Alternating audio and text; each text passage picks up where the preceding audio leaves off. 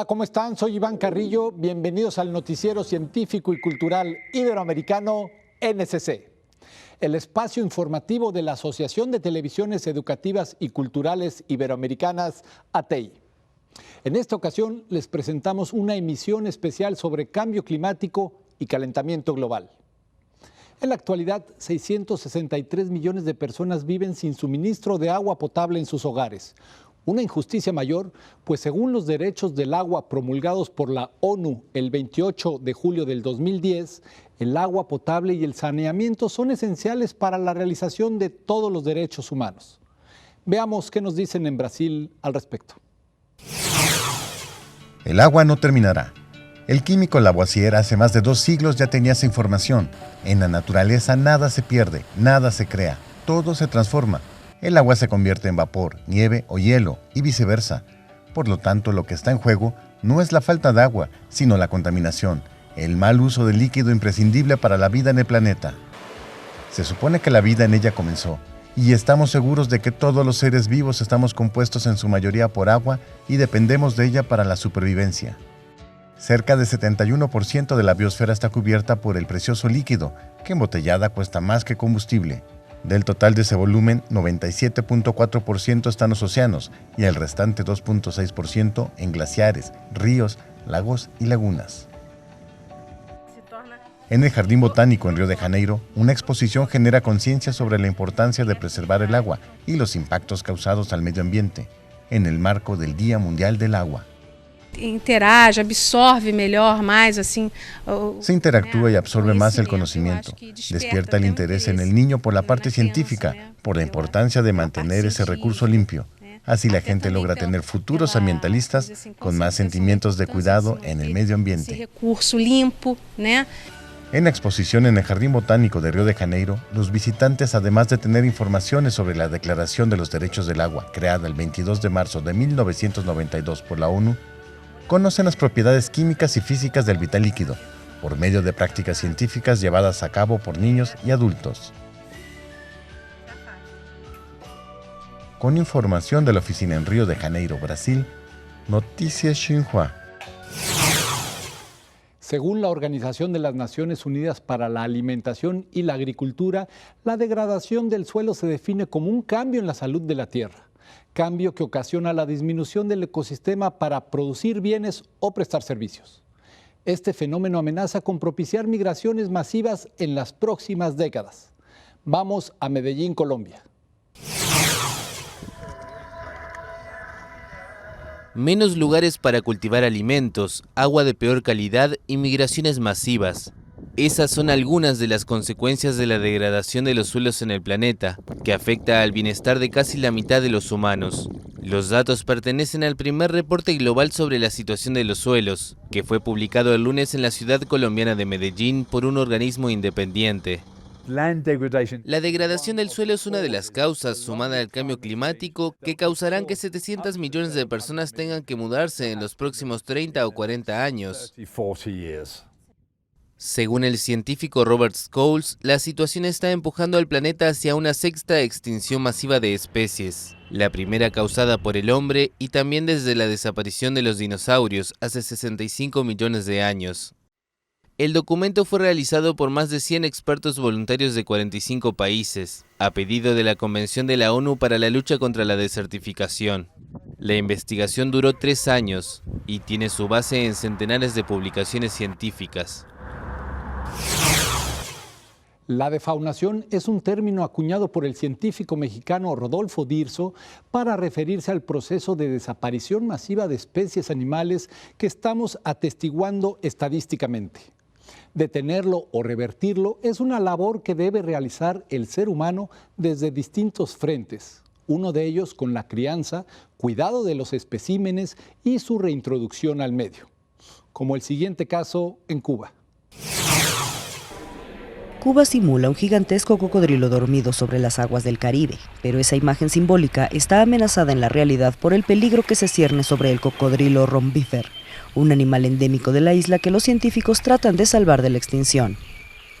El criadero de cocodrilos de la Ciénega de Zapata, único en el mundo, trabaja desde hace más de medio siglo en la conservación de esa especie y al mismo tiempo en investigaciones que generen suficiente información científica para sustentar el futuro de los 4.000 cocodrilos que viven en el criadero.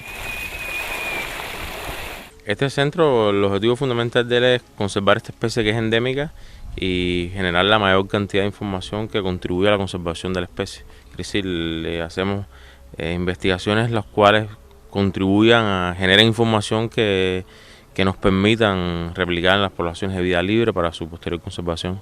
Hace 2 años se puso en libertad un centenar de cocodrilos en un punto ubicado en el área de 700 kilómetros cuadrados de la Ciénega, que es el hábitat principal de la especie. Ahora los investigadores preparan una expedición para comprobar la supervivencia y dispersión de los animales.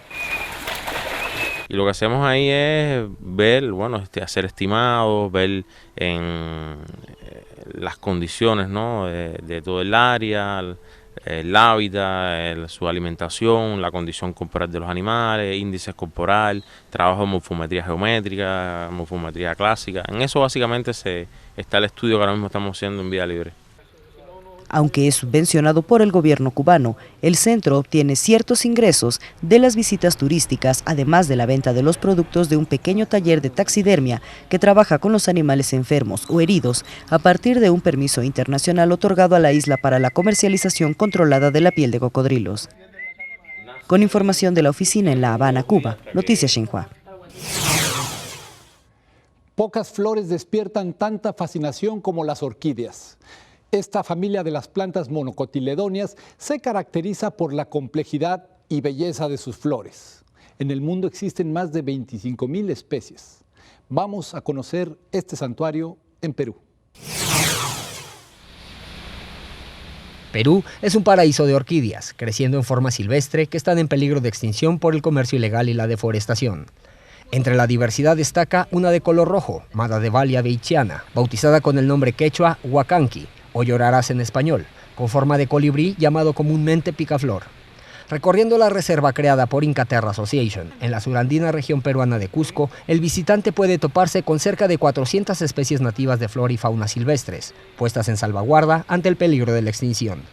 Cabe referir que biólogos y voluntarios de Incaterra han registrado aves, helechos, bromelias, orquídeas y mariposas, entre otras riquezas naturales que viven en forma silvestre.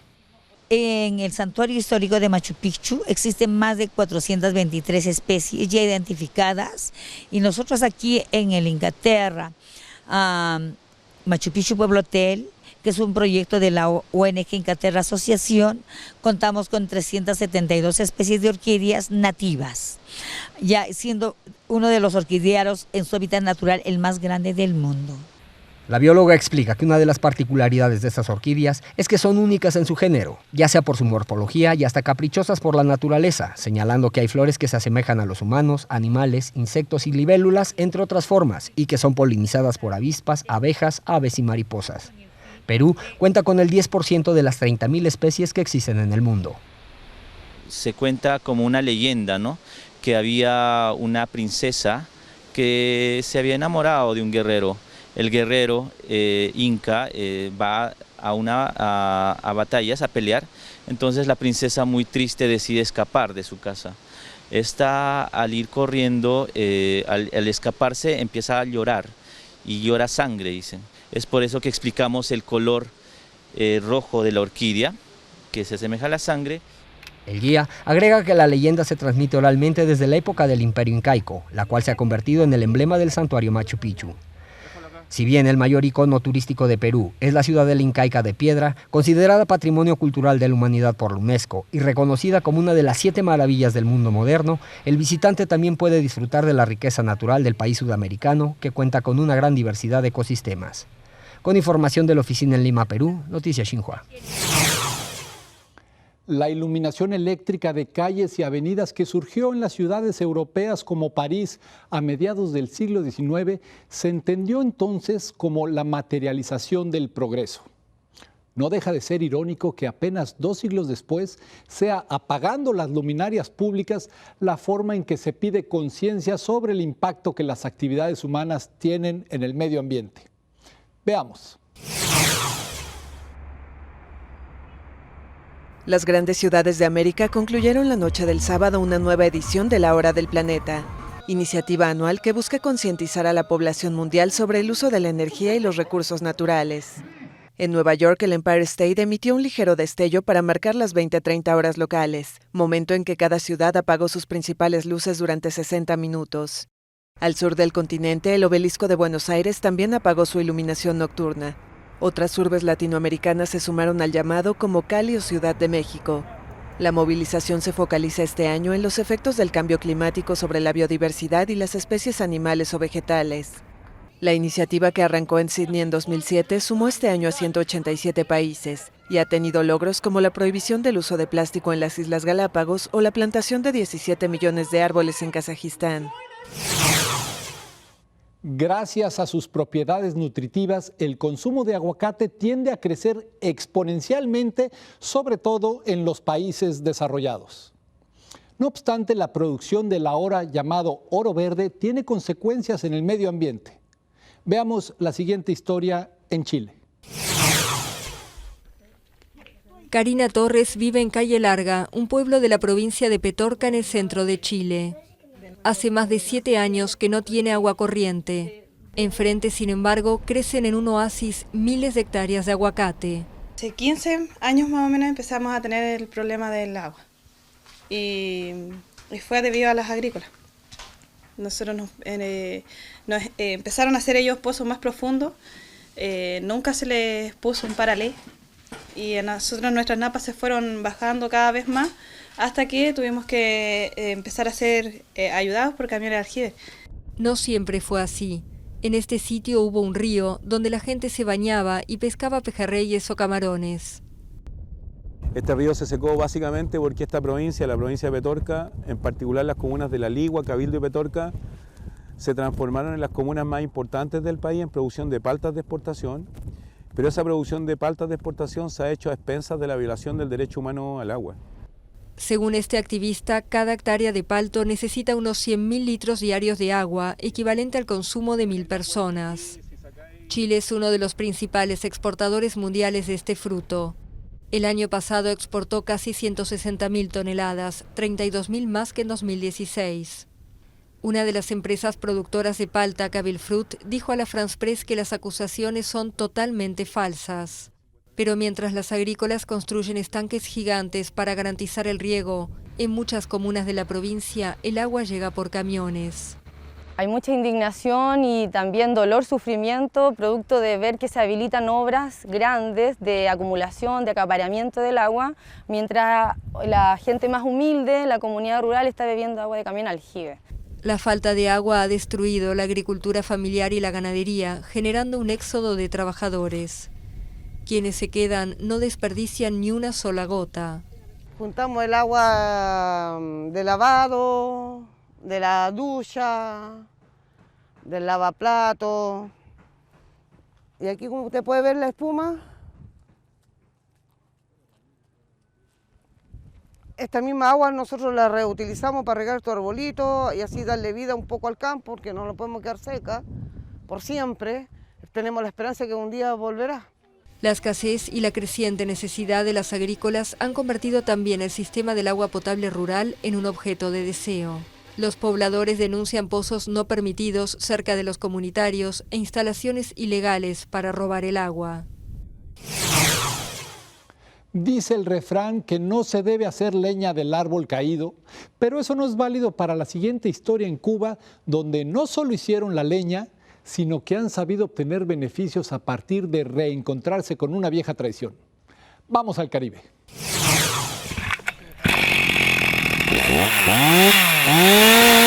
Bajo el inclemente sol cubano, un grupo de hombres armados con motosierras cortan los árboles de una vieja plantación en una llanura antes conocida por la alta producción de naranjas, toronjas y limones. Una epidemia de Juan Long Binh obligó a demoler grandes extensiones sembradas de cítricos en la empresa agroindustrial Victoria de Girón, en el municipio de Hawái Grande. Entonces la decisión de los directivos fue comenzar a utilizar esos desechos maderables en la producción de carbón, un producto históricamente elaborado por los campesinos de la zona, quienes ahora, mediante un beneficioso contrato, venden a la entidad todo el carbón que sean capaces de elaborar. Es duro el trabajo, es bastante duro, pero ya uno está adaptado y uno va campeando y va resolviendo el problema. El proceso involucra hoy a unos 600 campesinos de Hawái Grande y otros 4 municipios aledaños a la zona donde está enclavada la empresa, que el año pasado exportó unas 3.500 toneladas a Turquía y Canadá. Hay perspectiva de un crecimiento espectacular, no queremos manejar números ni crear falsas expectativas, pero pensamos que esta producción se pueda incrementar en un nivel bastante alto. Beneficiados ahora con mejores precios y equipamiento de trabajo, los carboneros de Hawái Grande son parte de un mecanismo productivo que Cuba ha puesto en marcha ahora para la exportación de un combustible doméstico transformado en un rubro exportable en crecimiento. Con información de la oficina en La Habana, Cuba, Noticias Xinhua. Uno de los retos del cambio climático es generar mayores reservas de captura de carbono. Un aliado muy importante en América Latina es un árbol que crece en los ecosistemas tropicales secos y que tiene la capacidad de captar el CO2 e introducirlo en la tierra. Conozcamos al guaymaro. Este es el guaymaro, un árbol venerado por los antepasados en Colombia. Este palito, aquí no te lo ves, presta bastante beneficio. Uno se come la frutica, la cocina, y se la come uno, se hacen alimentos. El ganado también se come la hoja y es una ayuda para nosotros. Presente desde los bosques de México hasta Brasil, tiene cualidades contra el CO2, uno de los causantes del aumento de las temperaturas en la Tierra, y es un aliado ancestral para hacer frente al calentamiento global. Si crece 50 metros, su raíz se hunde en la misma medida, por lo que es muy resistente a sequías y huracanes. Además, sus semillas tienen tanta proteína como la leche, 4 veces más potasio que el banano, hierro como la espinaca y cuadruplica el magnesio del frijol rojo. El árbol puede vivir 100 años, es productivo hasta su muerte. Con todas estas propiedades, una ONG se ha embarcado en un programa de reforestación. La idea era, entre otros, reforestar este árbol y volver a usar los conocimientos ancestrales a la vez para seguridad alimentaria, para que la gente pueda comer esas semillas nutritivas, pero a la vez también para transformarlo y darles alternativas económicas a la población vendiendo productos que se saquen del guaymaro. Desde 2011, con la ayuda de 190 familias, Envolverde ha plantado más de 30.000 árboles de 20 especies, incluyendo 6.000 guaymaros. Y que se riegue este cuento del árbol de guaymaro a toda la gente, adultos y menores, para que cuidemos, ya, para que tengamos buenos hábitos alimentarios para más adelante. Ya. Y cuando el sol parece tostar el bosque tropical y seco que está al pie de las montañas de la Sierra Nevada de Santa Marta en La Guajira, el guaymaro es una opción digna de considerarse, pero aún queda mucho por sembrar para reemplazar todos los árboles que se han perdido. Y sobre el mismo tema de la captura de carbono, en Perú hay un ejército de ciudadanos que se organizan para proteger una gran reserva. Veamos la siguiente historia. El abanico del Pastaza es considerado el mayor humedal y uno de los ecosistemas más productivos de la Amazonía peruana. Retiene el 50% del dióxido de carbono captado por todo el Perú, generando en su punto central, San Lorenzo, 20 toneladas mensuales de residuos plásticos que causan un impacto negativo en el medio ambiente. La multinacional peruana de bebidas, AGE, en coordinación con el Ministerio del Ambiente y la Municipalidad Provincial, el DATEM del Marañón, ha puesto en marcha el proyecto de preservación, donando una planta compactadora de residuos plásticos, destinada a contribuir a la solución de la problemática, transformando los residuos sólidos en biocarbón, reteniendo los nutrientes que puedan ser utilizados como fertilizantes ecológicos para la agricultura. Nosotros firmamos un convenio con el Ministerio del Ambiente del Perú para ayudar a la protección de esta joya. Esta joya es verdaderamente algo muy importante no solo para Perú sino para el mundo, porque tiene una increíble biodiversidad de aves, de peces, de mamíferos y de anfibios, pero además tiene retenido debajo de su suelo 3.100 millones de toneladas de carbono. El abanico del Pastaza también es el hábitat y fuente de alimentos de las etnias nativas, Achuar, Candosi, Quechua, Cocama, Cocamilla y Urarina, contando con un estimado de 70.000 habitantes. Las operaciones petroleras y la sobreexplotación de la pesca, así como la tala y caza ilegales, han puesto en grave riesgo el humedal, que cuenta con cerca de 4 millones de hectáreas de ríos y lagos que atraviesan sus zonas boscosas. Un rol importante en la ecología del planeta. Tenemos enormes despensas de biodiversidad, sumideros de gases de efecto invernadero, tenemos recursos hídricos abundantes en toda la Amazonía. La iniciativa de AGE es hacer de San Lorenzo una ciudad sostenible similar a lo que hacen en el distrito surandino de Machu Picchu, al pie de la ciudadela incaica de piedra, con una planta de reciclaje de aceite, teniendo como objetivo transformar el problema de residuos en una oportunidad de ingreso económico a la comunidad. Con información de la oficina en Lima, Perú, Noticias Xinhua. Los biólogos y ecólogos se quejan con frecuencia de ser considerados los agoreros del medio ambiente, pues en su práctica científica van anunciando o prediciendo las desgracias futuras. Hay que considerar que es gracias a su trabajo de investigación que podemos conocer el estado del medio y, por lo tanto, tomar acciones de adaptación y mitigación. Además, hay ocasiones en que traen buenas noticias. Veamos esta nota. Una piel multicolor y un canto singular. Esas son las características de la Hylocertus japreria, una nueva especie de rana, y fue descubierta por científicos de Venezuela y Colombia en la Sierra de Perijá, una vasta cadena montañosa entre ambos países. Cuando apareció por primera vez, que fue un macho adulto que conseguimos, eso fue como que un orgasmo intelectual, cuando cae todo esto, que mira, que por fin esta es, y entonces cuando aparece por primera vez, mira, lo encontramos aquí, lo encontramos allá, lo encontramos en todos lados. Los machos miden hasta 3,2 centímetros y las hembras hasta 3,9. El hallazgo fue publicado en febrero, pero el proceso comenzó en 2008. Los científicos utilizaron cámaras fotográficas y grabadores de sonidos de alta definición para documentar la coloración y analizar el canto.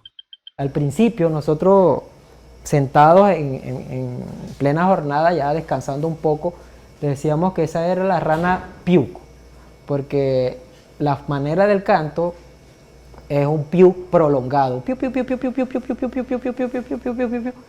A los intrincados hábitats solo fue posible llegar a pie y a lomo de mula, tras varios días de travesía. El acceso a la Sierra de Perijá desde Colombia estuvo restringido durante décadas por el conflicto armado. Los científicos esperan que la firma de paz con las guerrillas siente las bases para nuevos descubrimientos. Gracias por acompañarnos en esta emisión especial de Cambio Climático y Calentamiento Global del Noticiero Científico y Cultural Iberoamericano NSC. Agradecemos a los socios de ATEI que a través de sus plataformas hacen posible este noticiero, al igual que a las agencias informativas AFP, EFE, Notimex, Xinhua y al servicio informativo Deutsche Welle. Soy Iván Carrillo. Los invito a visitar nuestra página web www.noticiasncc.com y a utilizar nuestra aplicación. La próxima semana, más información científica, tecnológica y cultural.